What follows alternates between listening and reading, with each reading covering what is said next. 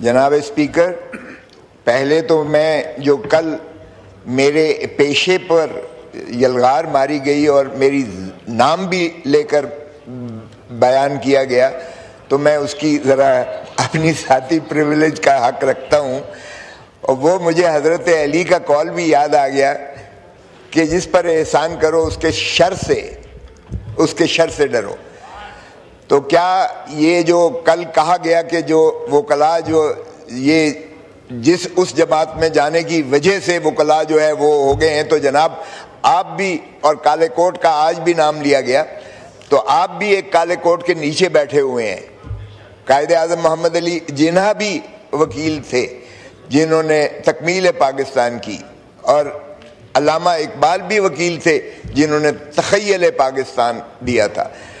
کالے کوٹ کو مورد الزام ٹھہرانے یا وکلاء کو ایز اے کلاس الزام دینے سے ہم اپنی ہی توہین کر رہے ہیں۔ کیا اس کا مطلب یہ نہیں ہے کہ آج جو اس وقت جو خودکش حملہ ہوا ہے اسلام آباد کی کچہری G11 پر، جس میں لاشیں وہاں بکھری پڑی ہیں، جس میں خون میں لت پت ہے، اور جس میں دیکھیے ذرا سڑکوں کی حالت دیکھیں اسلام آباد میں G11 کچہری کا آج ہوا ہے، تو کیا میں یہ کہوں کہ وزیر صاحب، وزیر موصوف کی کل کی جو اشتعال انگیز تقریر تھی اس کا یہ نتیجہ ہے کہ یہ قتل و غارت گری ہوئی ہے، اور یہ جو ہے خودکش بمبار نے حملہ کیا ہے ان کی اس اشتعال انگیز تقریر کی وجہ سے جو اس ہاؤس میں کی گئی ہے، جس کا میں نے یہاں، آپ نہیں تھے، میں نے یہاں کھڑے ہو کر احتجاج کیا تھا، کھڑے ہو کر آپ کے کرسی کے آگے احتجاج کیا تھا کہ اس طرح سے آپ میرے پیشے کو اور کالے کوٹ کو آپ تکذیب نہیں کر سکتے، آپ اس کو تنقید نہیں کر سکتے،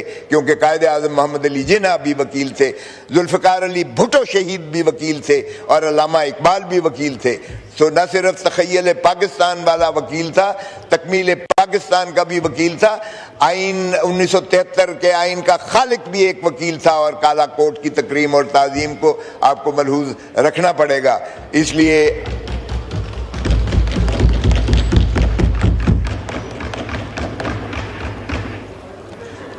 جس طرح ہم پر مقدمات قائم کیے گئے کہ جی یہ انہوں نے اشتعال انگیزی کی ہے، تو کیا وزیر موصوف پر بھی یہ جو آج قتل وہاں ہوئے ہیں، جو خون کی ہولی کھیلی گئی ہے اسلام آباد کی کچہری کے باہر، جو خودکش حملہ ہوا ہے اور جتنے وہاں قتل کیے گئے ہیں، کیا وزیر موصوف پر بھی اس کی اشتعال انگیزی کا، اس کا اعانت کا جو ہے مقدمہ درج کیا جائے گا؟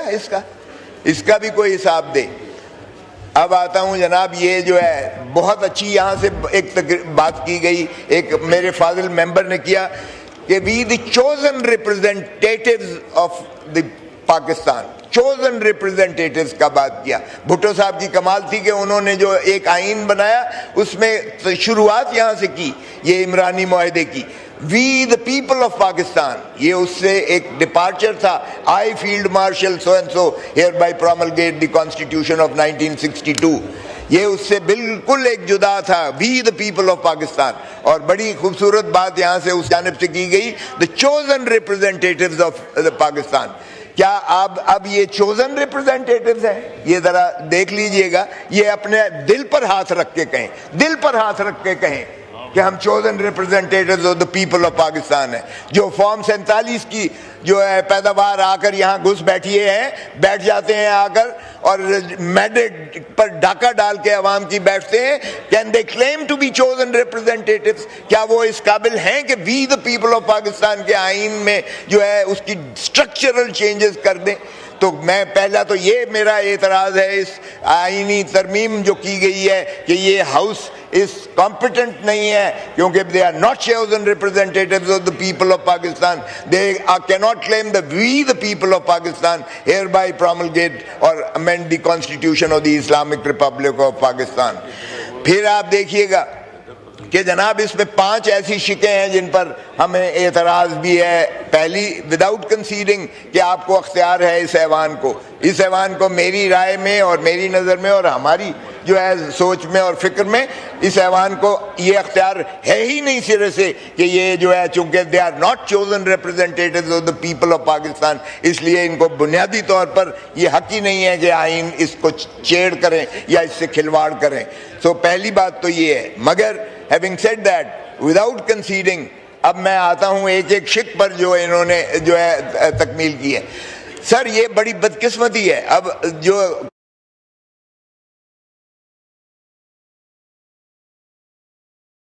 چشمدید آئینی گواہ بھی ہوں اور میرے شاگرد اس جانب بیٹھے ہوئے ہیں. مجھے خوشی ہوتی ہے کہ ہمارے شاگرد جو ہے اگر اس پیشے میں آگے ترقی کرتے ہیں, یہ خوشی کی بات ہے. اپنے نظریات, اپنے اختلافات, میرا اس سے سروکار نہیں ہے, مگر انہوں نے ہمیشہ جو ہے تسلیم کیا اور میں اس بات کو تسلیم کرتا ہوں.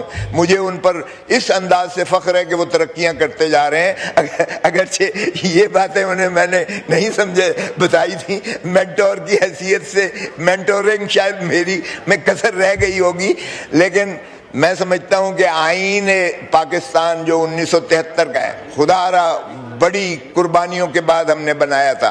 پاکستان کو دو لخت ہونے کے بنایا تھا, اور یہ شہید ذوالفقار علی بھٹو کا یکتا کارنامہ ہے کہ اس نے سب کو اکٹھا کر کے ایک متفق آئین دیا تھا. پھر میں آصف علی زرداری کو بھی کریڈٹ دیتا ہوں کہ انہوں نے 18ویں ترمیم میں پھر متفقہ طور پر ساری قوم کو اکٹھا کیا. رضا ربانی کو میں جو ہے خراج تحسین پیش کرتا ہوں, جنہوں نے سب کو اکٹھا کر کے 9 مہینے کی, جناب والا 9 مہینے کی انہوں نے کاوشیں اور ڈیلیبریشنز کی تھی, اور اس کے بعد ایک متفقہ قرارداد دی. میں پوچھتا ہوں کیا اس وقت جو ہے مسلم لیگ نواز موجود تھی, کیا اس وقت ان کو خیال نہیں آیا کہ وفاقی آئینی عدالت بننی چاہیے؟ اس وقت تو اتنی میسو قسم کی ترامیم کی گئی تھی, اس میں تو انہوں نے کوئی وفاقی آئینی عدالتوں کا کوئی تصور نہیں دیا تھا, نہ کوئی اس میں جو ہے ترمیم لے کر آئے تھے. آج کیا ضرورت پڑ گئی؟ جب زرداری صاحب یا پیپلز پارٹی جب بھی اقتدار میں تھی تو پیپلز پارٹی نے اپنا جو ہے پوتر کیا اس آئین کو 1973 کے, جس طرح یہاں کہا گیا کہ انہوں نے اپنے اختیارات ڈیوالو کر کے, حتیٰ کہ انہوں نے سارے آمروں کے نام تک کو نکال کے باہر پھینکا تھا اس میں سے, اس 73 کے آئین کو, اور 73 کا آئین اپنی اوریجنل شیپ میں آیا تھا 18ویں ترمیم کے بعد. آج پیپلز پارٹی کو کیا ہو گیا ہے؟ یہ کیا ہو گیا ہے؟ مجھے تو سمجھ نہیں آئی ہے. میرے خیال میں تو بابا شہید ذوالفقار علی بھٹو اور رانی شہید بے نظیر بھٹو کی روح تڑپ رہی ہوگی جو کچھ اس وقت پیپلز پارٹی 1973 کے آئین کے ساتھ کھلواڑ کر رہی ہے, اور وہ بھی کس کے کہنے پہ کر رہی ہے؟ کس کے کہنے پہ کر رہی ہے؟ مسلم لیگ نواز کے, جن کا کوئی آپ ماضی جانتے ہی ہیں, کیونکہ 2 ہی جماعتیں ہوا کرتی تھیں اس وقت, یا پیپلز پارٹی تھی یا مسلم لیگ نون تھی. پیپلز پارٹی کا نظریاتی بساط چھوڑ چکی, انفارچونیٹلی پیپلز پالیٹکس چھوڑ چکی, پاور پالیٹکس میں پڑ گئی ہے. پاور پالیٹکس میں ایک دوسرے کو یہ ترہ امتیاز لینے کی کوشش کر رہے ہیں, ایک دوسرے پر سبقت کر رہے ہیں, اور ظاہر ہے کہ یہ مسلم لیگ نون ہی کی وجہ سے ہو سکتا ہے, کیونکہ جب سجاد علی شاہ والی جب چیف جسٹس تھا اسی اسمبلی میں گونج ہوئی تھی, اسی اسمبلی سے گونج ہوئی تھی, اور اس وقت بھی کہا گیا تھا کہ یہ جو ہے کون ہوتا ہے Sajjad Ali Shah chief justice, prime minister کو توہین عدالت نوٹس دینے والا کون ہوتا ہے؟ صحیح. اس کے بعد جو کچھ ہوا, چمک کی ریت آئی, کوئٹہ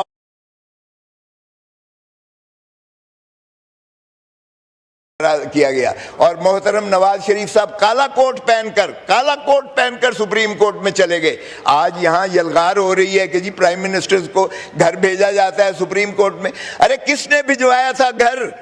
کہتے تھے اس وقت اترو, نیچے اترو, یہ کوئی جنگل کا قانون نہیں ہے. یوسف رضا گیلانی نیچے اترو, وزارت عظمیٰ چھوڑو, نیچے اترو. یہ کالا کوٹ پہن کر کون گیا تھا؟ تو یہ پتہ نہیں اب کیسے اکٹھے بیٹھے ہوئے ہیں. باہر کیف ان کو مبارک ہو, یہ اکٹھے بیٹھنا کب تک چلتا ہے, یہ بیڈ لاک آف کنوینئنس کب تک ان کی یہ سنگت چلتی ہے, سنگم چلتا ہے, یہ تو اللہ ہی جانتا ہے. لیکن تاریخ کو خدا را اتنا مسخ نہ کیجئے گا. عدالت کو کس نے یہ کمزور کیا ہے؟ اور اب کیا ہو رہا ہے؟ اب دیکھیے گا کہ جناب پہلے تو 26ویں ترمیم میں یہاں بڑا چرچے کیے گئے جب محترم نواز شریف کے خلاف کیس چل رہا تھا, اور جب 2 جج صاحبان نے ان کو گاڈ فادر اور اس کا قرار دیا, تو پھر 3 جج صاحبان نے ان سے ڈیفر کرتے ہوئے ایک کمیٹی بنا دی, اور مسلم لیگ نون نے مٹھائیاں بانٹی کہ جی کمیٹی بن گئی ہے. اور پھر JIT نے جو فیصلہ دیا وہ ساری قوم کے سامنے ہے کہ کس طرح سے آیا. اور کتنے کیسز بنے اور کیا ہوا ان کیسز کا وہ بھی ہم سارے جانتے ہیں. سو اس لیے کوئی چیز ایسی نہیں ہے. لیکن عدلیہ کو کمزور کرنا سر یہ اس سے بڑا ظلم اس ملک کے ساتھ, اس نظام کے ساتھ, اس آئین کے ساتھ, اس عدالتی ہسٹری کے ساتھ کبھی نہیں ہو سکتا ہے جو آج ہم کرنے جا رہے ہیں. کیونکہ عدلیہ مضبوط ہوگی, عدلیہ آزاد ہوگی تو ہی انصاف میسر آ سکے گا. کسی نے چرچل سے پوچھا تھا سیکنڈ ورلڈ وار میں یہ بتائیے گا کہ کیا ہم جنگ جیتے گا برطانیہ, تو اس نے کاؤنٹر کویسچن کیا تھا کہ یہ بتاؤ کہ ہماری عدالتیں کیا کام کر رہی ہیں, کیسا کر رہی ہیں. تو کسی نے جواب دیا انہوں نے کہ عدالتیں بلا امتیاز اور تشخیص کے بغیر متاثر ہوئے انصاف دے رہی ہیں. تو چرچل نے کہا تھا پھر کبھی ہم جنگ نہیں ہار سکتے, ہم جنگ جیتیں گے, اس لیے کہ جس قوم کو انصاف میسر آتا ہے اس میں کبھی بھی وہ ہار نہیں سکتی ہے اور وہ بہت مضبوط ہوتی ہے.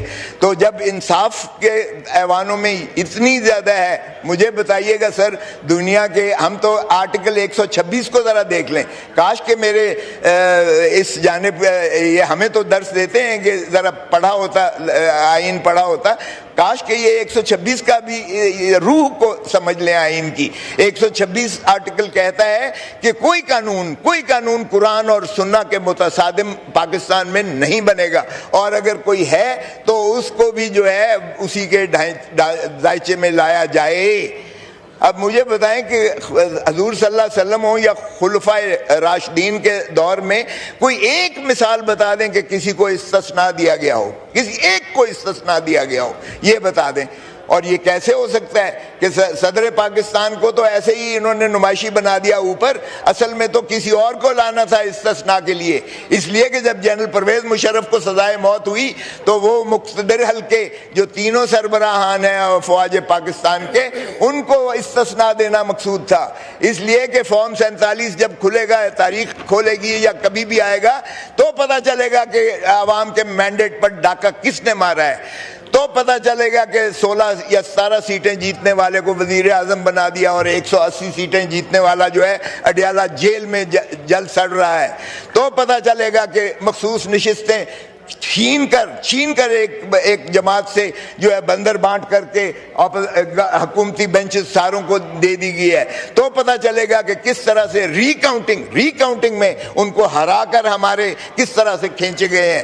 تو پتہ چلے گا کہ آپ نے سزائیں کر کے یہاں عمر ایوب کو اور دیگر ایم این ایز کو سزائیں کر کے, اور سینٹ میں اور باقی پروونشل اسمبلیز کے لیڈر آف دی اپوزیشن کو کس طرح سے سزائیں کر کے پتہ چلے گا کہ کس طرح سے آپ نے اپنی 2/3 جو ہے اکثریت بنائی ہے. تو پتہ چلے گا کہ کس طرح سے اسی ایوان میں بتیاں بند کر کے بوٹوں میں آ کر 10 ایم این ایز کو اغوا کیا گیا ہے, اور آج تک آپ نے کچھ نہیں کیا ہے کیونکہ آپ کسٹوڈین آف دی ہاؤس ہونے کے ناطے سے آپ کے پاس پریویلیج موشن موجود ہے. کاش کہ کسی کو تو سزا دی ہوتی آپ نے جس نے اس ایوان کو پامال کیا. اس لیے کہ یہ ایوان میں 10 ایم این ایز کو اغوا نہیں کیا گیا. یہ ایوان جو ہے یہ پاکستان کے 25 کروڑ عوام کا گھر ہے. یہ ہو گئے تھے. میں اپنے نظریاتی اختلافات کو ایک طرف رکھتے ہوئے, وہ بہت ہی بھلے آدمی تھے, بہت ہی نفیس شخص تھے, بہت ہی پڑھے لکھے شخص تھے, بہت ہی دھیما بولنے والے. وہ اس پولیٹیکل اس ٹرموائل کی فضا میں وہ ایک اچھا خوبصورت پاکستان کا تحفہ تھے. ہم نے ان کو بھی یہ نہیں دیا اعزاز جاتے ہوئے بھی, کیونکہ جب بھی سٹنگ ممبر اس ایوان کا ہو چاہے بھلا ایوان کا ہو, جب بھی اس کی وفات ہو جاتی ہے تو ایوان اس کے سوگ میں کوئی اور کارروائی نہیں کرتا. ارے بابا کیا ضرورت تھی, کیا جلدی تھی, کیوں آپ نے اس کو نہیں کیا, کیوں اس کو آپ نے احترام نہیں دیا, کیوں آپ نے اپنی روایات کو توڑا, کون سی آپ کو ایسے جلدی تھی. باکو کورٹ کو چھوڑ دیں, لیکن باکو سے کیا وزیر اعظم کا جو ہے کیبنٹ میٹنگ کرنا کوئی اتنا ہی ضروری تھا کہ اگلے دن نہیں ہو سکتی تھی؟ وہ بھی آپ کی جلدیاں ذرا دیکھیں پھرتیاں. پچھلی 26ویں ترمیم جب ہوئی تو ساری رات کی تاریخی میں ہوئی تھی جناب. اب بھی 27ویں ترمیم, نہ 26ویں ترمیم کا مسودہ وزیر قانون کے ساتھ پاس تھا, نہ 27ویں ترمیم کا مسودہ جو ہے ہمیں دکھایا گیا یا کسی کو کیا گیا. کبھی آئینی ترامیم جو ہے اتنی سیکریٹلی ہوتی ہیں, اور 9 مہینے پیپلز پارٹی نے لگائے تھے. جب 18ویں ترمیم ہوئی تھی اور ساری دنیا کی آرا آئی تھی، انٹلیکچوئلز کی آرا آئی تھی، بار کاؤنسلز کی، بار ایسوسیشنز کی رائے لی گئی تھی، صحافیوں کی اور لکھاریوں کی رائے لی گئی تھی، سارے انوالو ہو کر آپس میں ڈسکشنز، ایک ایک تھریڈ بیئر ایک ایک پر ڈسکشن ہوئی تھی۔ اس وقت تو کوئی ایسی فسطائیت نہیں آئی تھی، اس وقت تو کوئی ایسا جو ہے معافی نامے نہیں آئے تھے، اس وقت تو استثناء بھی کوئی نہیں تھا، اس وقت نہیں ہے۔ مجھے بولنے دیں تھوڑا سا۔ دیکھیں سر، اگر ہم نے جو ہے کسی کو کریڈٹ دینا ہے ان کی خدمات کا، تو آئیے خدمات یہ کریں کہ عوام کو خوشحال کر دیا ہے۔ آئیے ہم اس چیز کی خدمت کا اس کو اعزاز دیں کہ اس نے مینڈیٹ کا احترام کیا ہے۔ آئیے میں نواز شریف کے الفاظ دہراتا ہوں، ووٹ کو عزت دو، خواجہ صاحب ووٹ کو عزت دو۔ ہم اس کا اعتراض بالکل کریڈٹ دیں گے۔ آئیے پاکستان کے عوام آپ کو جو ہے خوش آمدید کہیں گے، اگر آپ کے سہرے بھی پھینکیں گے، پھول بھی پھینکیں گے، اگر آپ پاکستان کے عوام کو پیار کریں گے، یہ دھتکاریں گے نہیں۔ یہ جو ہے 40